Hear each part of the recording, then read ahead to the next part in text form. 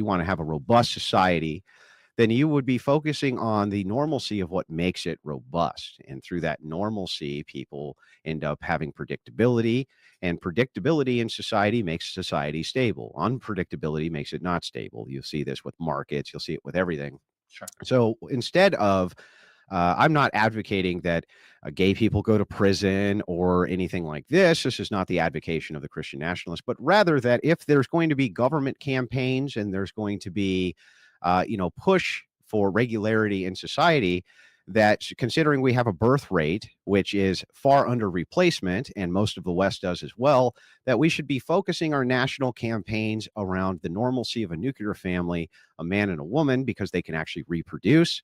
The adoption argument here doesn't make a lot of sense. All babies are adopted. There's so many, all, by the way, and there's such a huge waiting list of heterosexual couples waiting to adopt them. There's no limit. It's not like gay men or gay women, who, by the way, don't adopt much anyway, are stepping in to fill a void where they're needed. They're not. So the thing is like, I think the advocacy of normalcy in society in order to, one, assist with reproductive rates, which I think is key for the world, especially if you're a Christian, right? And I would think that you'd want people around to keep worshiping. That would be part of the point here. So the thing is that's my stance. I don't think that it's good for society at all, and I don't think anybody's ever sufficiently demonstrated that it is, ever. They just say, I just want to.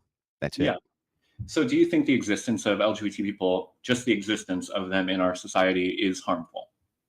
It's not the existence itself, it's the normalization of this as being in some way akin to a relationship between men and women, and the subversion which happens for things like marriage. So for instance, why do gay people even need to get married? It makes no sense. What is the institutional reason for this any more than secularists? Like, if you just made the declaration, I am married, why wouldn't you be? It's the legal argument is the one I would fall down on there, that yes, I do think equality for all people, including minorities, is important. And so if two consensual opposite sex couples can have a legal status in our country, LGBT couples should have that same status as well. I don't think it harms anybody by giving them the same status. Yeah, but when you're talking about legalism in this sense, okay, Yeah. what is the actual problem then with saying, okay, you can have the same legal statuses, we just don't call it marriage? What is the issue there? I'm pretty ambiguous on this myself. I did advocate for gay marriage because I think if government's going to call it marriage, then that should be it. And from a religious perspective, of course, I do believe that it's not a sin to be gay, so we should have access to church marriage.